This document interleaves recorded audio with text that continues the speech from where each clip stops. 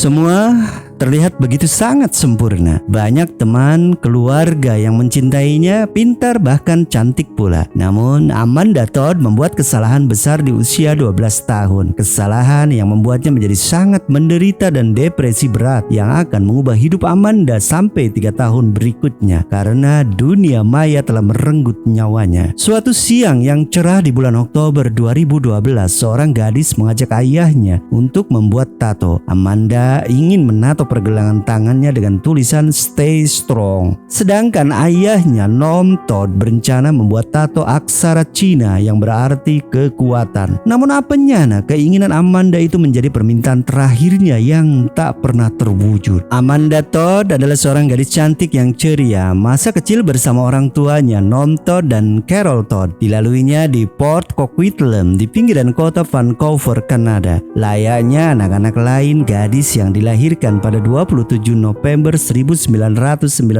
itu senang menghabiskan waktu bersama teman sebaya. Bukan cuma di dunia nyata saja, Amanda banyak menghabiskan waktu bergaul di dunia maya. Hal yang lumrah dilakukan anak-anak yang hidup di generasi digital. Mulai dari media sosial seperti Facebook, Instagram maupun Twitter, Amanda banyak mendapatkan kenalan. Karena sifatnya yang mudah bergaul, ramah dan cantik, tak jarang pertemuan di media sosial saja tidak cukup. Perbincangan beralih ke media obrol di dunia maya, seperti chatting dan video calling. Semua terlihat sempurna. Banyak teman, keluarga yang mencintainya, pintar dan cantik pula. Namun, seperti yang disebutkan sebelumnya, Amanda membuat kesalahan besar di usia 12 tahun. Kesalahan yang membuatnya menjadi sangat menderita dan depresi berat yang akan mengubah hidup Amanda sampai 3 tahun berikutnya.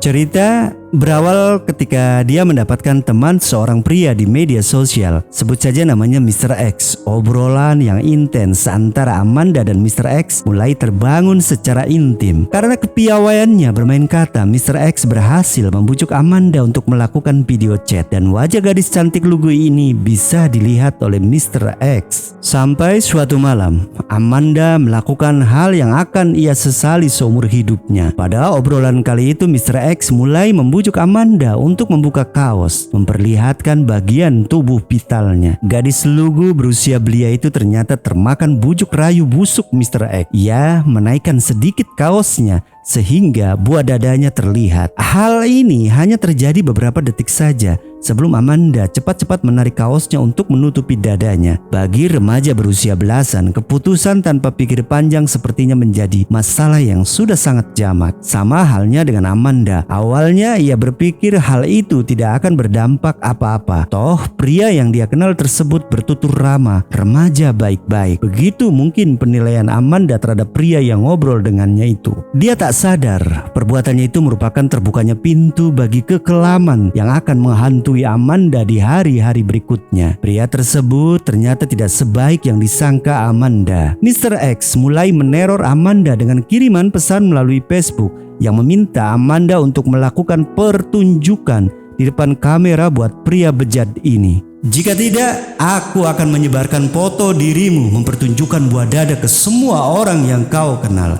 Ancam Mr. X yang sengaja merekam kejadian yang beberapa detik itu. Di kotak pesan itu juga, Mr. X membeberkan data Amanda, alamat rumah, sekolah, nama-nama orang tua, saudara, teman, dan banyak data lain yang entah dari mana ia dapatkan. Amanda semakin panik. Dia tidak mau foto pribadinya tersebar ke semua orang yang dia kenal. Tapi dia juga tidak mau melakukan kesalahan bodoh kedua kalinya dengan mempertunjukkan dirinya telanjang ke orang baik-baik yang ternyata brengsek itu. Di tengah kekalutan, dia memutuskan untuk melakukan pilihan yang kedua, menolak permintaan Mr. X dan berdoa semoga ancaman yang dilayangkan melalui pesan Facebook itu hanya gertakan belaka. Sayang, perkiraan Amanda meleset. Beberapa hari setelah kiriman pesan ancaman tersebut, sekitar pukul 4, pintu rumah Amanda diketuk. Polisi datang dan memberitahu keluarga Todd bahwa foto Amanda bertelanjang dada tersebar di internet. Polisi meminta keterangan dari Amanda dan keluarganya. Amanda merasa remuk. Dia tidak tahu harus berbuat apa. sekolah. Penyesalan hebat ini membuat dirinya tertekan dan sedih. Keceriaannya sudah terhapus dari wajah Amanda, berganti murung dan duka. Gadis 12 tahun itu juga mulai mengkonsumsi obat-obatan dan alkohol. Namun, itu tidak banyak membantu dirinya menekan depresi hebat yang melanda. Teman-teman rumah dan sekolah sudah tahu perihal foto toples Amanda di internet, dan hal itu membuat Amanda takut keluar rumah, termasuk ke sekolah. Akhirnya,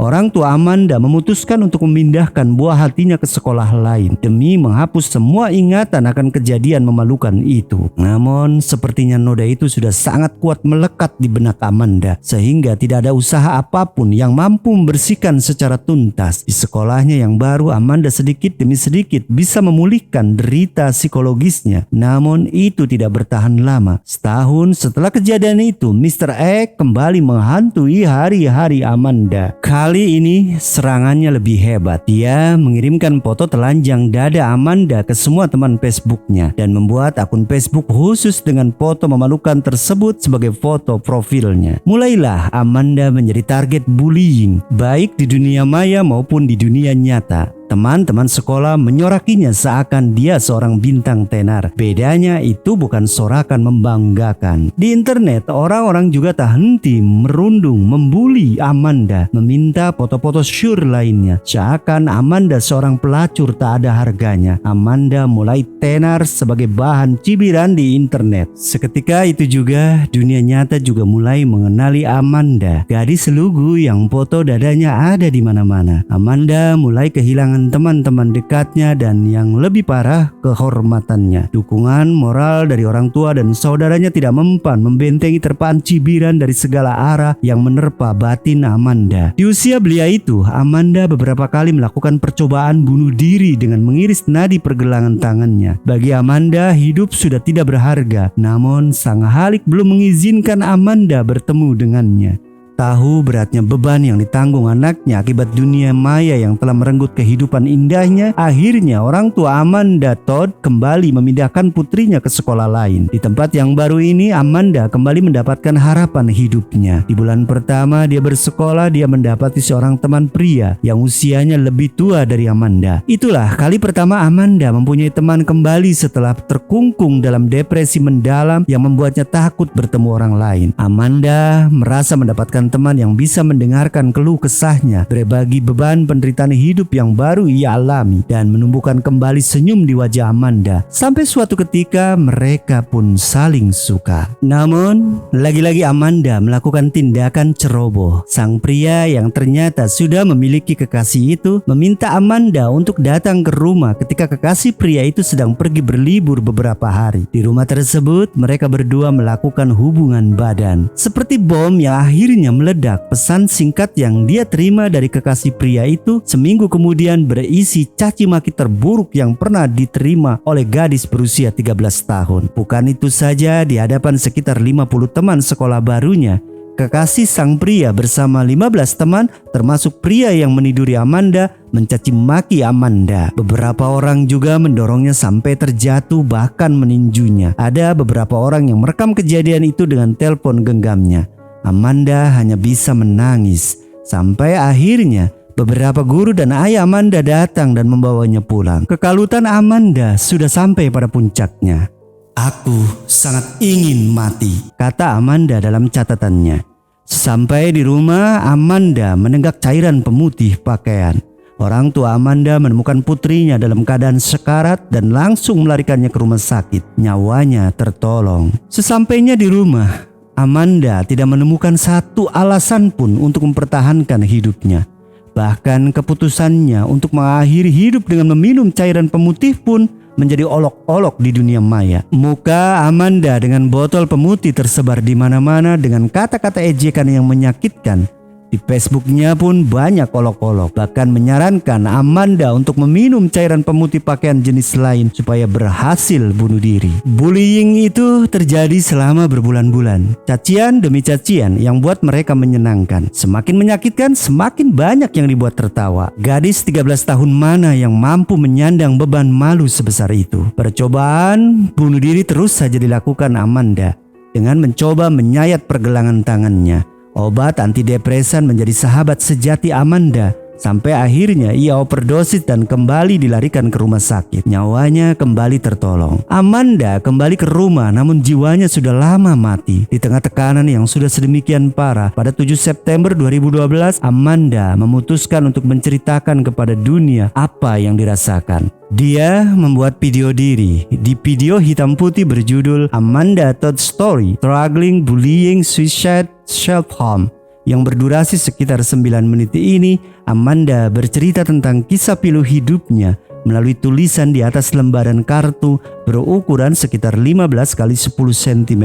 Dukungan moral kepada Amanda tidak mampu membendung perundungan atau bullying yang semakin hari justru semakin hebat. Akhirnya pada hari Rabu 10 Oktober 2012, beberapa minggu sebelum ulang tahunnya yang ke-16, ia kembali memutuskan untuk bunuh diri. Jasadnya ditemukan tergantung di kamarnya. Kini sang ayah, Norm Todd, harus datang sendirian ke studio tato untuk membuat tato simbol kekuatan di lengannya. Hal terakhir yang bisa ia lakukan untuk putri tercintanya. Setelah kejadian itu, banyak dukungan mengalir ke keluarga Amanda Todd. Video Amanda sampai saat ini sudah ditonton sebanyak 5.000-an orang. Para aktivis anti perundungan atau anti bullying mendorong pihak berwajib untuk mencari si Mr. X yang menjadi penyebab utama penderitaan Amanda. Anonymous, kelompok hacker yang sering terlibat dalam pengungkapan kejahatan via internet, sudah mencoba melacak pelaku penyebaran foto telanjang dada Amanda. 5 hari setelah kematian Amanda, Anonymous sudah mengumumkan satu nama yang diduga kuat nama asli Mr. X, seorang pedofil yang juga aktif di website porno, khususnya pedofilia. Namun, pihak kepolisian Kanada tidak mau gegabah dengan menjadikan orang yang disebutkan Anonymous via YouTube itu menjadi target utama. Hal itu karena kepolisian mempunyai metode sendiri dalam pelacakan pelaku dan sudah mengantongi beberapa nama. Kisah kelam yang dialami Amanda Todd membuat ibunya, Carol Todd, mendedikasikan kisah ini kepada para orang tua agar lebih berhati-hati dalam menjaga anaknya di pergaulan dunia maya atau medsos, terlebih seorang anak gadis. Saya kehilangan satu putri, namun saya tahu Amanda ingin kisahnya dapat menyelamatkan 1.000 anak perempuan lainnya. Saya ingin menceritakan kisah ini untuk membantu para orang tua sehingga mereka waspada dan memberitahu anaknya mana yang benar dan yang salah, serta bagaimana anaknya tetap terlindungi di dunia maya. Itulah kata-kata Carol, ibunda Amanda. Kata-kata yang terucap bersama kepedihan teramat dalam atas kehilangan putri satu-satunya itu.